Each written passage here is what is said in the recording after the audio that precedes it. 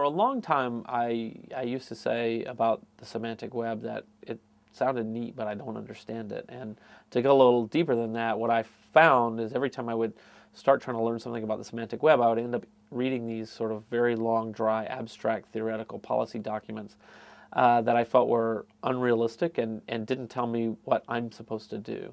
I always like to say I'm a carpenter, not an architect, right? And so sort of grand theory of architecture sounds great and all, but I'm a carpenter. I don't know what to do with it. I actually need the architects to give me something, give me a plan so I can start hammering and nailing and actually building the thing.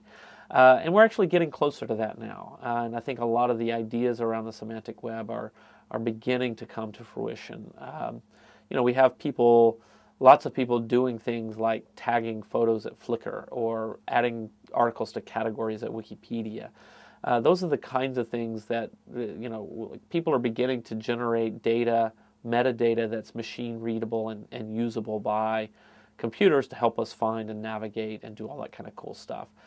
So for me, I think that's the first steps in that direction, and that's hardly the dream of the semantic web. But at the same time, I'm a little skeptical of a lot of things in this area. I know there are a lot of people who are working on natural language processing and semantic search, and for right now, I haven't seen anything particularly useful about that. And I've actually talked to people. I'm speaking now just for the moment from the perspective of search engines.